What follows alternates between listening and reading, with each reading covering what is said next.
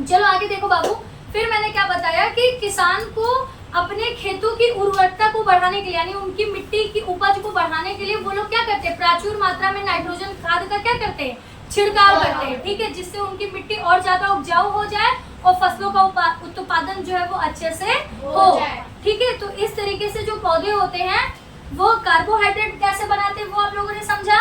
फिर आप लोगों ने समझा कि प्रोटीन उनमें कैसे बनता है, उसमें भी खास प्रोसेस क्या था कि प्रोटीन बिना नाइट्रोजन के नहीं बन पाएगा, और नाइट्रोजन कैसे उनको मिलेगा वो समझ में आया, वो डायरेक्ट इन्वायरमेंट से नहीं ले पाएंगे, तो उनके जड़ों में पाए जाने वाले जो बैक्टीरिया होते हैं वो नाइट्रोजन गैस को अवशोषित करेंगे, उसके बाद उसको मिट्टी में मिला के एक उपयोगी यौगिक तैयार करेंगे, फिर उस उपयोगी यौगिक के द्वारा पौधे जो है वो प्रोटीन बनाते हैं। इस तरीके से कार्बोहाइड्रेट, प्रोटीन और वसा जो है वो पौधों के अंदर संश्लेषित होता है, यानी बनकर तैयार होता है।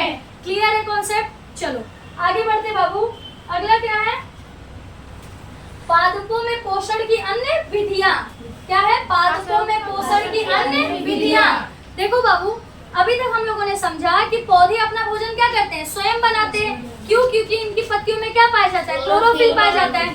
अब इस टॉपिक में हम देखो लिखा क्या है, पादपों में पोषण की अन्य विधियां, यानी कि पौधों में अब पोषण प्राप्त करने की अन्य विधियों के बारे में हम पढ़ेंगे। देखो बाबू, कुछ पौधे ऐसे हैं जिनमें क्लोरोफिल नहीं पाया जाता है, ठीक है। इसमें से उदाहरण है अमरबेल का पादप। देखो बुक में देखो सब लोग, अमरबेल का पादप, अब इधर ध्यान दो, देखिए सब लोग अब इधर ध्यान दो। अमरबेल का पादप एक ऐसा पौधा होता है बाबू जो अपने भोजन को स्वयं नहीं बना सकता है, ठीक है। ये अपने भोजन के लिए क्या करते हैं, दूसरे पौधों के ऊपर चढ़ जाते हैं, और चढ़ने के बाद फिर धीरे धीरे धीरे उन पौधों का जूस जो है वो खींचना चालू कर देते हैं और खुद खा के खुद का पेट भर लेते हैं, और कुछ दिनों बाद उस पौधे को पूरी तरीके से क्या कर देंगे, मुरझा देंगे, नष्ट कर देंगे, और खुद को क्या रख लेंगे, जीवित रख लेंगे। तो ऐसे पौधों को हम क्या कहते हैं, अमरबेल नहीं, ऐसे पौधों को कहा जाता है नहीं,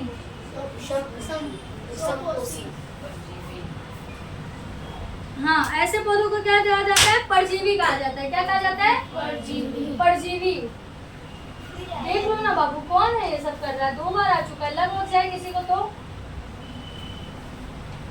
हाँ, परजीवी। अब यहाँ पे ध्यान से समझना बाबू, हम अपना पेट भरने के लिए दूसरों के मतलब पेड़ पौधों पे डिपेंड करते हैं या जानवरों पे डिपेंड करते हैं, तो हम क्या कहलाए, विषमपोषी। लेकिन जो अमरबेल होता है वो अपना पेट भरने के लिए दूसरे पौधों को पूरी तरीके से क्या कर देता है, मार देता है। तो इसको क्या कहा जाता है, परजीवी, यानी दूसरों को मारकर जो खुद को जीवित रख ले वो क्या हो जाएगा, परजीवी। तो अमरबेल का पादप क्या है, परजीवी का उदाहरण है। किसका उदाहरण है, परजीवी का, ठीक है। अभी तक आप लोगों ने 2 चीजें पढ़ी थी, स्वपोषी पेड़ पौधे जो अपना भोजन खुद बनाते हैं क्या कहलाते हैं, स्वपोषी। हम इंसान और जीव जंतु जो अपने भोजन के लिए पेड़ पौधों पे डिपेंड करते हैं क्या कहलाते हैं, विषमपोषी। और एक होते हैं जो खुद को जीवित रखने के लिए दूसरों को मार देते हैं, उनको क्या कहा जाता है, परजीवी। तो अमरबेल किसका उदाहरण है, परजीवी का उदाहरण है। किसका उदाहरण है, परजीवी का, ठीक है। कैसे मार देते वो समझ में आया। अब देखो बाबू, पिक्चर में ऑब्जर्व करो, एक पेड़ है जिसमें झालर की तरह ऐसे पूरा फैला हुआ है, वही है अमरबेल। दिखाई दिया, पूरी तरफ फैला हुआ है।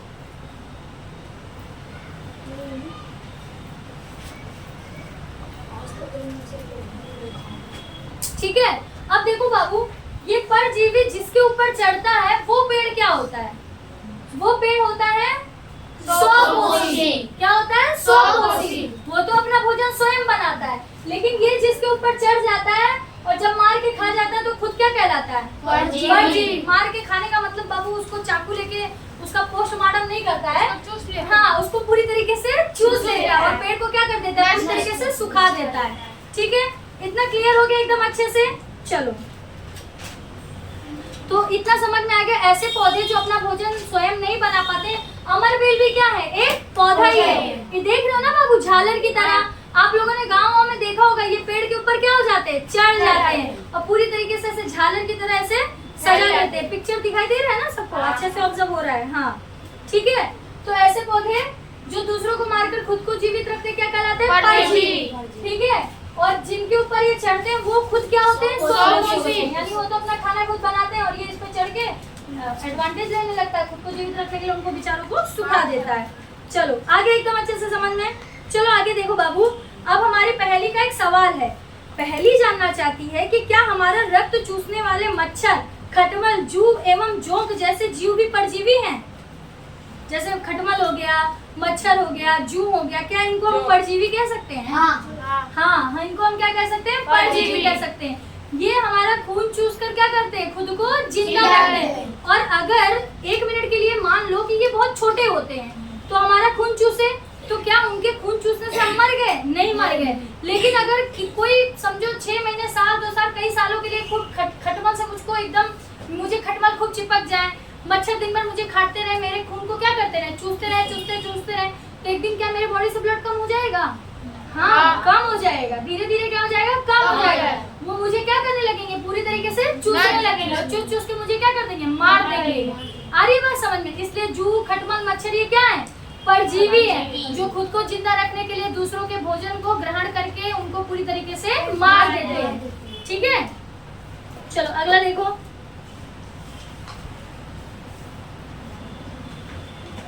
अगला देखो बाबू, क्या आप लोगों ने ऐसे पौधों के बारे में सुना है जो जीव जंतुओं का भक्षण करते हैं? नहीं सुना है ना आप लोगों ने? अभी तक नहीं देखा है ना? अब पिक्चर ऑब्जर्व करो सब लोग। घट में रूपांतरित पत्ती, ये आपको पौधा दिखाई दे रहा है, जिसमें उसका एक हिस्सा बगल में एकदम अच्छे से दिखाया गया है, जिसमें एक ढक्कन है और ऐसे कुछ कर्व शेप में पत्ती है, दिखाई दिया? अब इसको कहा जाता है बाबू घट पर्णी, यानी कि पिचर प्लांट कहा जाता है। क्या कहा जाता है? Pitcher plant. अब इधर देखो, बुक देख लिया ना सब लोग? पिक्चर ऑब्जर्व कर लिया, ध्यान से समझो इधर। अब ये जो घट पर्णी पौधा होता है, मत करो ब्यूटी, या तो आप लोग अलग अलग बैठ जाया करो बेटा, क्योंकि आप लोग सही में बहुत बातें करते हो इधर बैठ के। कुछ जरूरी हो तो डिस्कस करो ना, इतना फालतू क्यों बीच बीच में बोलते रहते हो? आवाज आती है फिर बहुत ज्यादा। ठीक है, अब देखो बाबू, जो घट पर्णी प्लांट है, ये क्या करता है कि जो भी इंसेक्ट इसके पौधे पे चढ़ेगा, यानी जो कीड़ा मकोड़ा इसके पेड़ पौधे पे चढ़ेगा और इसके ढक्कन तक आएगा, तो ये क्या करेगा? जब का ढक्कन खुला रहता है, हाँ, तो ढक्कन के अंदर जब वो जो कीड़ा रहेगा जब घुसेगा तो ढक्कन क्या कर लेगा? बंद कर लेगा। अब देखो बाबू, ढक्कन बंद करने के बाद जो इसका अंदर का जो हिस्सा होता है, उसमें ऐसे पतले पतले रोम जैसे होते हैं। क्या होते हैं? रोम जैसे कुछ ये ऐसे शेप में है, इसमें ऐसे ऐसे ऐसे ऐसे क्या है? रोम जैसे है। ठीक है, और मान लो कोई कीड़ा इसके अंदर गिरा तो इसी रूम में क्या हो जाता है? फंस जाता है। कि इसी रूम में क्या हो जाता है? फंस जाता है। ठीक है, अब फंसने के बाद क्या करेगा? ये जो घट पर्णी होता है, उस कीड़े से सारा जूस ले लेकर खुद को क्या कर लेगा? जीवित रखेगा। ठीक है, खुद की वृद्धि के लिए, खुद के अच्छे मतलब पोषण तत्व, क्योंकि जब जो इंसेक्ट इसके अंदर जाएगा, जो कीड़ा मकोड़ा इसके अंदर गिरेगा, उसको जब चूसेगा तो उससे इस घट पर्णी को क्या मिलेगा? पोषक तत्व मिलेगा। क्या मिलेगा? पोषक तत्व। आया समझ में?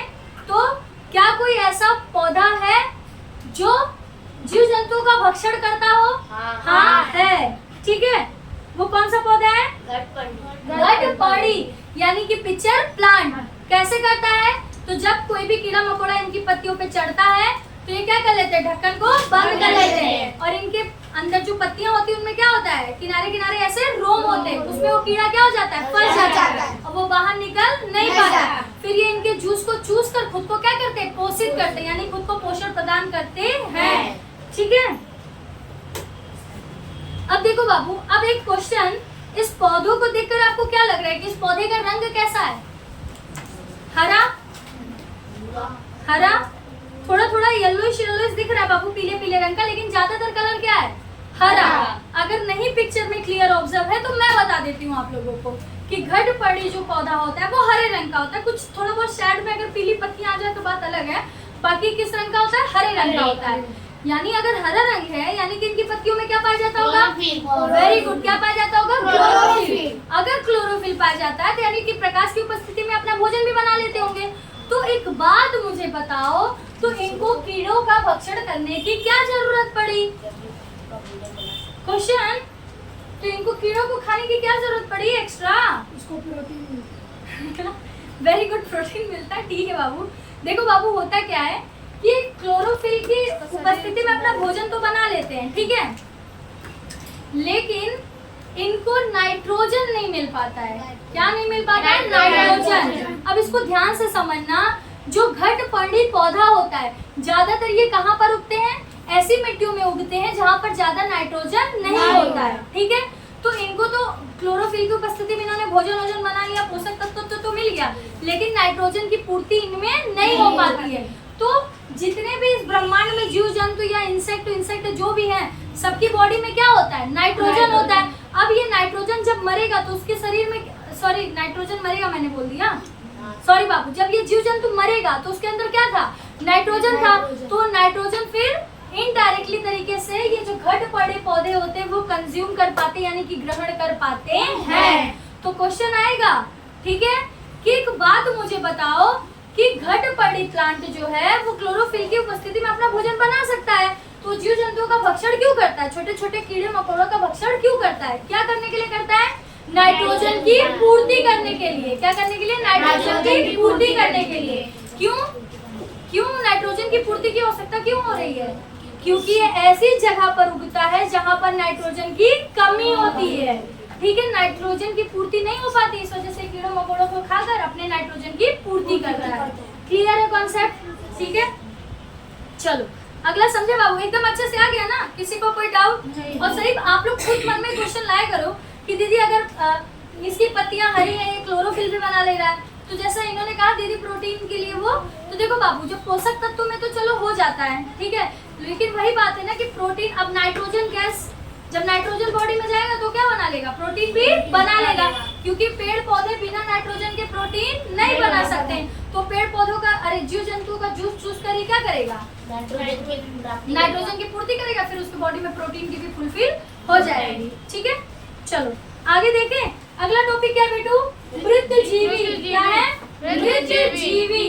अब जैसा टाइटल है वैसा ही काम भी है। जो मरी गली चीजों से खुद का पेट भर ले, खुद को जीवित रख ले, वो क्या कहलाएंगे? ऐसे पौधे क्या कहलाएंगे? वृत्तजीवी कहलाएंगे। क्या कहलाएंगे? वृत्तजीवी। ठीक है, चलो इसकी शुरुआत करते हैं। अभी तो सिर्फ टाइटल बताए बाबू। वृत्तजीवी का मतलब समझ गए ना?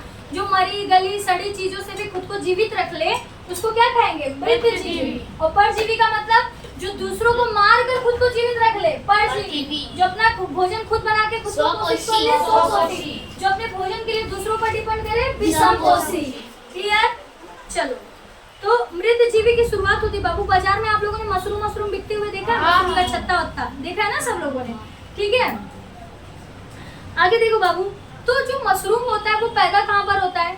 तो जो सड़ी गली, जो पेड़ पौधों की जो सड़ा गला वाला हिस्सा होता है बाबू, जड़ हो गया, तना हो गया ना, आप लोग देखते होंगे वहीं वो निकलना शुरू हो जाता है। हाँ, गिरी लग गई है बोलते दीदी, कुकुरमुत्ता। हाँ, ये बात शिवम ना छेड़े, ऐसा संभव ही नहीं है बिल्कुल।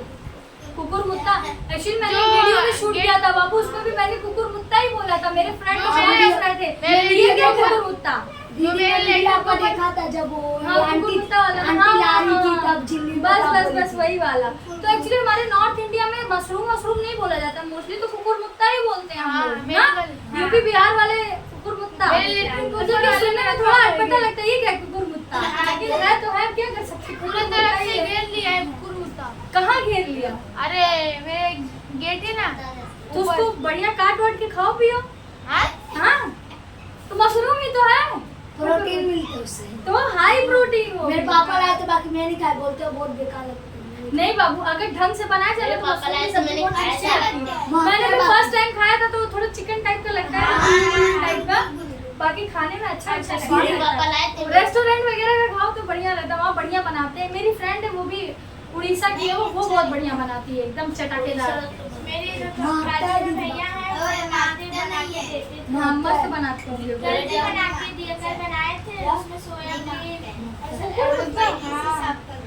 बहुत अच्छा लग रहा था सच में। बाकी पे जहाँ से तोड़ के लाते दीदी वो मारता है ना। हाँ वहाँ में क्या बाकी हाँ। खाने पीने जो वो आंटी ली थी तो वो भागता था। नहीं, ऐसा वो मेरे पापा भी लाए थे सेम से। मेरे पापा खरीद के लाए थे। पूरा गेट है ना, पूरा भर चुका है उससे। काटो सब्जी बना। चलो बाबू आगे देखते हैं।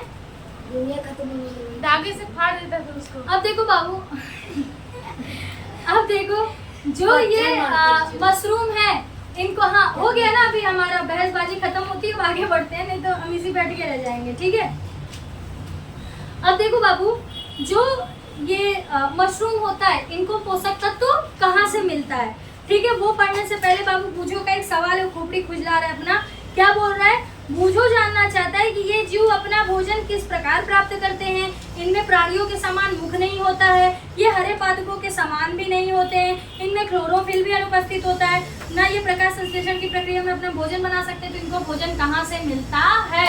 और सारे रीजन वैलिड है। आप लोगों ने मशरूम देखा है ना, ठीक है। मशरूम का ना तो मुंह है, ना आँख है, ना तो हरा है, वो कुछ भी नहीं है, फिर भी वो अपना भोजन कहाँ से प्राप्त करता है, यानी उसे पोषक तत्व कहाँ से मिलता होगा। चलो आगे देखो बाबू, आप लोगों ने ब्रेड देखा है, ब्रेड या डबल रोटी, जब उनमें कई दिनों तक आप छोड़ देते हो तो नमी के कारण उनमें क्या लग जाता है? फफूंद या कवक जो है उनपे क्या हो जाते हैं? बैठ जाते हैं, ठीक है। देखो बाबू, ये प्रैक्टिकल 8th वालों को अभी करके दिखाना है। वो ब्रेड मैंने सड़ाने गलाने के लिए रखा है, लेकिन उस पर बेचारे कवक बैठ ही नहीं रहे हैं। देखती हूँ, आज जाके चेक करती हूँ, शायद बैठ गए होंगे, ठीक है। जब उसको मैग्नीफाई ग्लास की सहायता से जब हम देखेंगे ना बाबू, तो देखेंगे कि हरे हरे रंग की संरचना उस पर हिलती डुलती हुई दिखाई देगी, ठीक है। वैसे तो जितने माइक्रो ऑर्गेनिज्म होते हैं उनको देखने के लिए तो माइक्रोस्कोप की जरूरत होती है, लेकिन कवक को हम मैग्नीफाई ग्लास की सहायता से देख सकते हैं, करेंगे, क्योंकि आप लोगों में भी, इन लोगों में भी ये करके देखेंगे। एक्चुअली उसको मैंने ढक के रखा था बाबू, मेरे पापा बोले ये तो खराब हो गया, फेंक दिए। अब मैंने कहा ये प्रैक्टिकल करने के लिए हम रखे थे, आप फेंक दिए। फिर उसको फिर रखे तो ब्रेड बहुत ज़्यादा सूख गया था कि उसमें कवक लग ही नहीं रहे थे, तो फिर उस पर मैंने पानी का छिड़काव किया, फिर उसको पन्नी में बांध के मतलब हल्का थोड़ा खोल के रख दिया है। आज जाके देखते हैं, शायद बैठ गए हैं उस पर। बाहर रखी दीदी। नहीं बाबू, नीचे रखें गमले के पास, थोड़ी नमी वाली जगह पे रहेगा ना तो जल्दी बैठेंगे, ठीक है। तो देखा है ना बाबू, रोटी जब बहुत दिन के लिए डब्बों में छोड़ दो या ब्रेड भी छोड़ दो तो उसपे हरे हरे रंग के लग जाते हैं, उन्हीं को क्या कहा जाता है? कवक या फंजाई कहा जाता है। क्या कहा जाता है? कवक या फंजाई, ठीक है।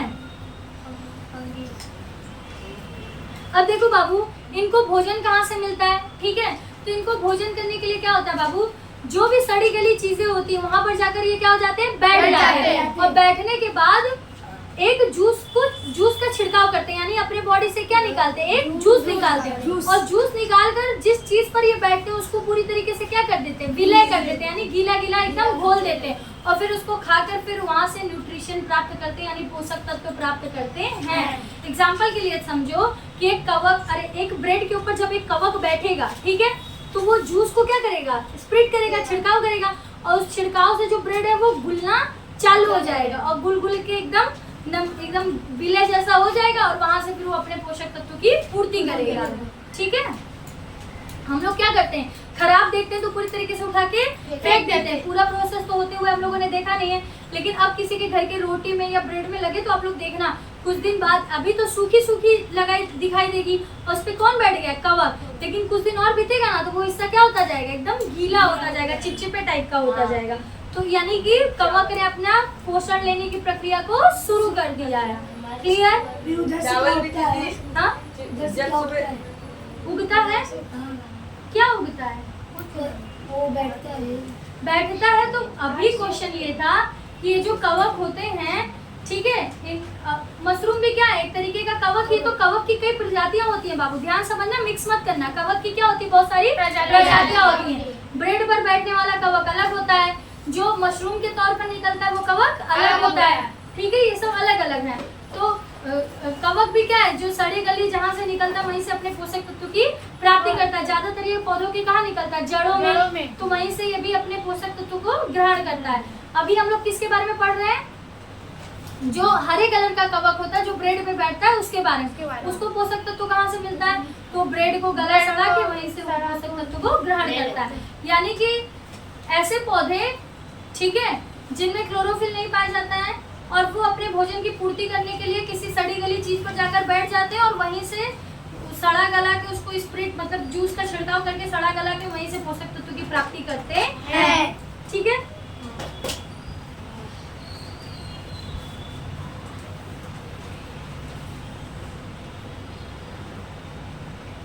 ठीक है, तो ऐसी प्रक्रिया बाबू जिसमें जो पौधे होते हैं, ठीक है,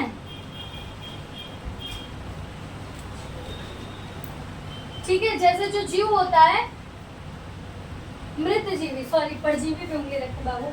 ठीक है, ऐसी प्रक्रिया जिसमें जीव जो है वो मरी गली चीजों से जब अपने भोजन को ग्रहण करता है, अपने पोषक तत्वों की पूर्ति क्या करता है, तो वो क्या कहलाता है? मृत जीवी कहलाता है।